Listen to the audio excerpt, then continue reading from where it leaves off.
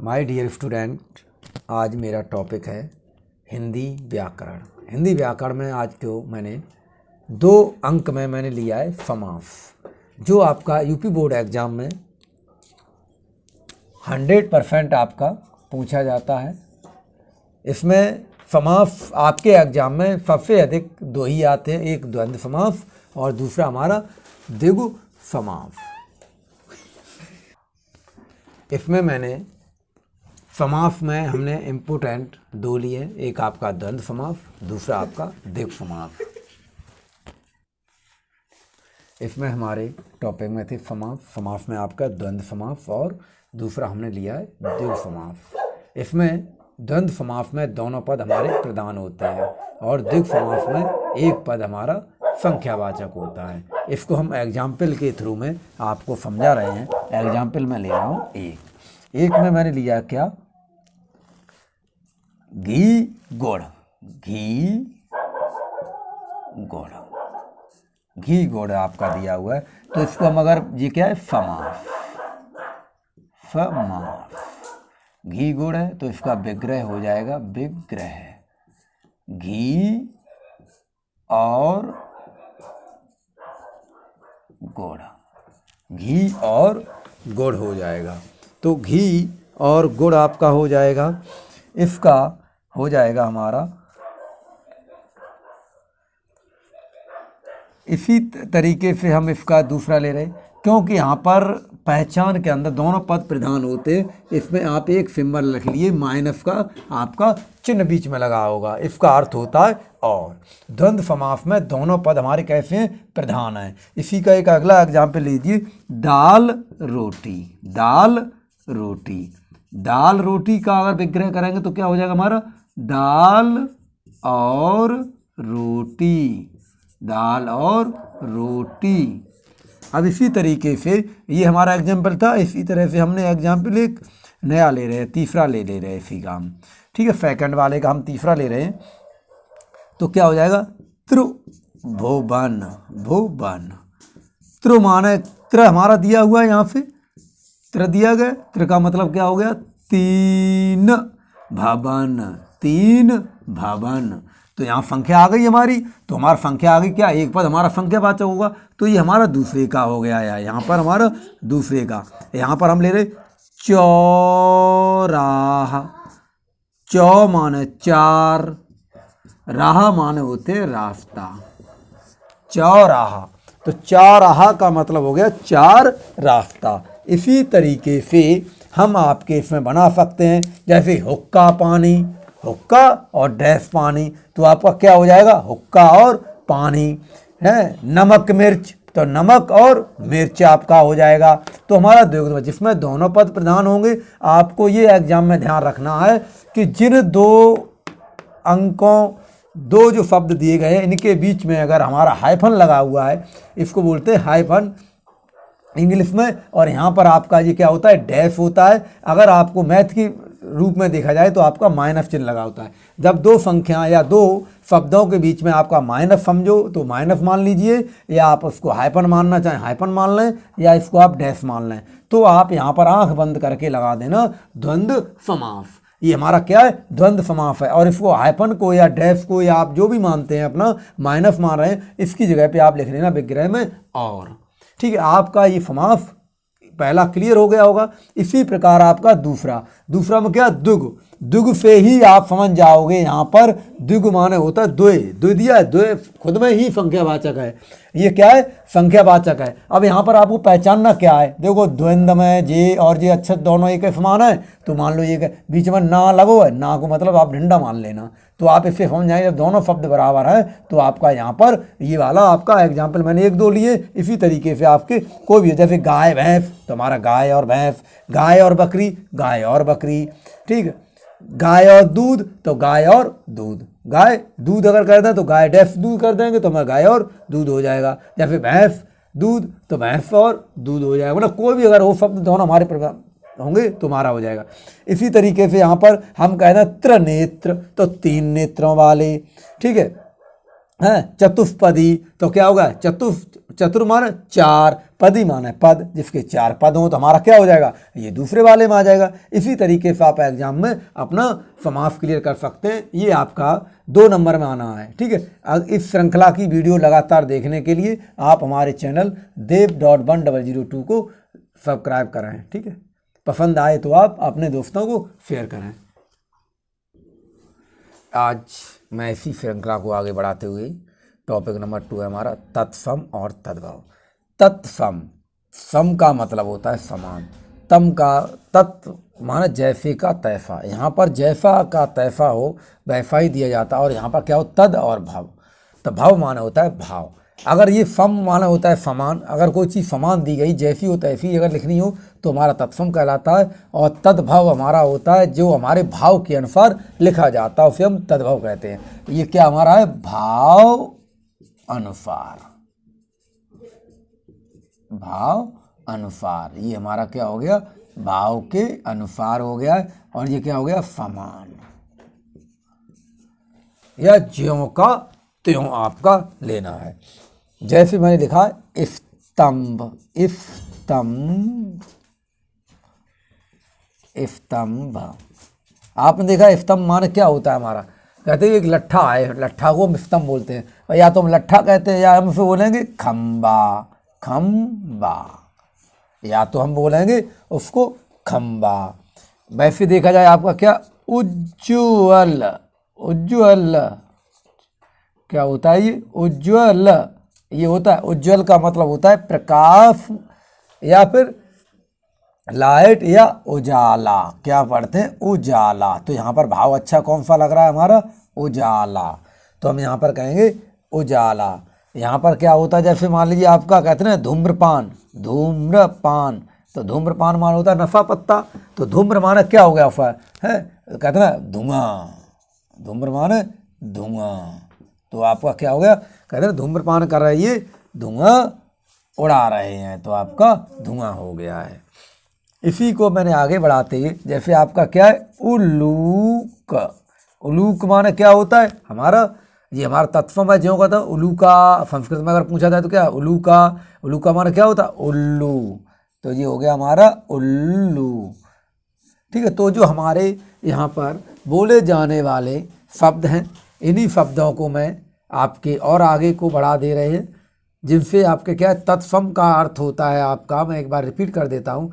तत्सम का मतलब होता है ज्यों का त्यों, या जैसा दिया गया वैसा ही समान लिखना है। और तद्भव का आपका जो अर्थ दिया गया है, तद्भव आपका जो है वो हमारा कैसा होता है, तद्भव भाव के अनुसार, जिस तरीके से आपका भाव करे आप उस तरीके से आप लिख सकते हो। जैसे मैंने कहा उज्ज्वल, उज्ज्वल माने होता है उजाला, हम कहें आपका प्रकाश, या कहें हम आपका कैसा उजियारा। तो हमारा कुछ भी हम यहाँ पे बोल सकते हैं, जो मुझे भाव मेरा जैसा लगेगा वैसा। धूम्र माना क्या होता है, धुआं है, या हम कहते हैं यहाँ पर आसमान में कुछ है, धूल छाई हुई है। ठीक है, यहाँ पे आपका धूल का आया, तो आपका हम इससे आगे और हम आपको बता दे रहे हैं। इसी में मैंने आपकी आगे श्रृंखला में लिए, क्या आपका लिया मैंने, जैसे इसमें लिया मृतिका, मृतिका, मृतिका, मृतिका माने क्या होता है हमारा, जैसे मरी हुई, कहते नहीं यार भाई मृत है, मृत है, तो यहाँ से हमारा क्या मृतिका, मृतिका का मतलब होता है मरी हुई। मरी हुई क्या बोलते हैं लोग, है मिट्टी, कहते हैं मिट्टी आई, कोई जब मर जाता है आदमी तो उसको क्या बोलते हैं, मिट्टी, क्या बोलते हैं, मिट्टी। तो यहाँ पर हमारा क्या हो जाएगा, मृतिका माने मिट्टी, तो यहाँ हमारा भाव क्या होगा, मिट्टी।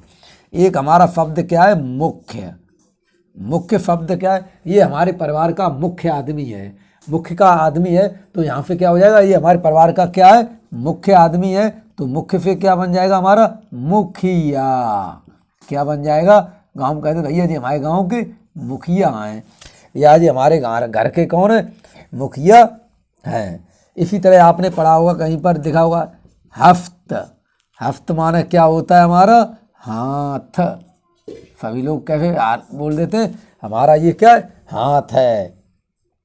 इसी तरह से कहते हैं धन, धान्य, धान्य, धन और धान्य, धान्य क्या होता है हमारा, धान। तो आप इस तरीके से आपकी परीक्षा में ये प्योर क्वेश्चन आपके पूछे जाएंगे। ये आपके 2 नंबर में क्वेश्चन आएगा, तत्सम और तद्भव। तत्सम का मतलब होता है आपका समान, ज्यों का त्यों लिखना, और तद्भव मतलब होता है आप अपने भाव के अनुसार उस शब्द का अर्थ लिखेंगे। तो ये हमारे हो गए तत्सम और तद्भव। ठीक है, इस श्रृंखला में हिंदी की या अलग किसी अदर सब्जेक्ट की वीडियो देखने के लिए आप हमारे चैनल dev.1002 को लाइक और सब्सक्राइब करें। ठीक है, इस श्रृंखला को आगे बढ़ाते हुए, ठीक है, यहाँ पर हमारा इस टॉपिक में हमने आगे बढ़ाते हुए तीसरा पॉइंट लिया है पर्यायवाची शब्द। पर्यायवाची शब्द आपका है, तो इसमें पर्यायवाची शब्द क्या होते हैं? पर्यायवाची शब्द आपके वो शब्द होते हैं जिन्हें आप एक के बाद एक शब्द नया आता है, लेकिन उनका अर्थ सभी का एक ही होता है। तो उन शब्दों को हम क्या बोलते हैं? पर्यायवाची शब्द कहते हैं। जैसे मान लो एक के बाद हम शब्द लिखते जाएंगे तो हमारे क्या हो जाएंगे? वो पर्यायवाची शब्द हो जाएंगे। जैसे हाथी है, हाथी को क्या कहते हैं? हम गज भी कहते हैं। गज माने हाथी। इसी को हम मतंग भी कहते हैं। क्या कहते हैं? मतंग भी कहते हैं। इसको हम मतंग भी कहते हैं, या इसको हम हफ्ती भी कहते हैं। हम आपको यहाँ पर 3 नाम लेकर के चल रहे हैं। जैसे गज भी कह सकते हैं, मतंग भी कह सकते हैं, हफ्ती भी कह सकते हैं। आगे परीक्षा में पूछा जा सकता है कि गज के पर्यायवाची लिखिए, तो आप लिखोगे हाथी, मतंग, हफ्ती। या हम पूछ लें आपसे हफ्ती के पर्यायवाची बताइए, हाथी, गज, मतंग। या मतंग के पूछ लें तो हाथी, गज, हफ्ती। या हाथी के पूछ लें, आपका कोई भी शब्द हो सकता है इनमें से। तो आपको एक इस लाइन के कोई से 2 शब्द लिखने होंगे। इसी में फूल होता है। फूल माने क्या होता है? हम इसको कह सकते हैं हमारा पुष्प करके पूछा जा सकता है। पुष्प माने क्या होता है? हमारा फूल होता है। और हमारा इसको हम क्या बोलते हैं? श्रद्धा, सुमन। सुमन माने हमारा फूल हो गया है। क्या हो गया है? फूल। ठीक है, और इसको क्या बोलते हैं हम? मंजरी भी कहते हैं। आपने देखी होगी हिंदी की किताब पर लिखा होता है मंजरी। क्या लिखा होता है? मंजरी। तो वो हमारे क्या हो गए? फूल के पर्यायवाची हो गए। या हो सकता है आपसे पूछा जा सकता है कि पुष्प के पर्यायवाची शब्द लिखिए, तो आप कहेंगे फूल, सुमन, मंजरी, पुष्प। ठीक है, तो इस तरीके से, इसी तरीके से आपका क्या है? नदी। नदी को क्या कहते हैं हम? नदी को हम कहते हैं फरता। फरता माने नदी। ठीक है, फरता माने आपका क्या होता है? नदी होता है। इसी को हम बोलते हैं तरनी। तरनी। इसी को हम बोलते हैं क्या? तरंगिनी। क्या कहेंगे? या हम इसको बोल सकते हैं लहरी। लहरी। लहर होती है, आप इस तरीके से ध्यान रख लीजिए, लहर होती है तो हमारी बन जाएगी लहरी। क्या बन जाएगी? लहरी बन जाएगी। इसी तरह से अग्नि को हम क्या कहते हैं? आग। और इसको हम अनल भी कहते हैं। अगर अनिल की जगह हम अनल की जगह अनिल कर दें तो हमारा क्या बन जाएगा? हवा। क्या बन जाएगी? हवा बन जाएगी। और इसी को हम क्या बोलते हैं? पावक। पावक। और इसी में अगर हम पवन कर दें तो आपकी क्या बन जाएगी? हवा बन जाएगी। आँख को क्या बोलते हैं हम? नेत्र भी बोलते हैं। और हम आँख को क्या बोलते हैं? चक्षु भी बोलते हैं। चक्षु भी बोलते हैं। ठीक है, आँख को हम चक्षु भी बोलते हैं।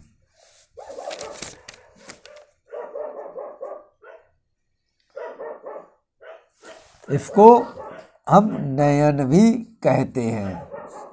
ठीक है, इसको हम नयन भी कहते हैं। तो एक बार हम रिपीट कर देते हैं पर्यायवाची शब्द क्या होते हैं। आपको एक ही शब्द दिया गया है, उसके हम कई रूप लिखें। ठीक, शब्दों की संख्या बढ़ा करके लिखें, चाहे कितनी भी लिखें, लेकिन उन सभी का अर्थ एक ही आना चाहिए। चाहे आप कितने भी 2 शब्द, 4 शब्द, 10 शब्द जो भी बनाएं, लेकिन उन सब का अर्थ क्या हो? एक शब्द का जो अर्थ है, इधर पूरी लाइन में जो शब्द इसका अर्थ है वही शब्द सभी का अर्थ होना चाहिए।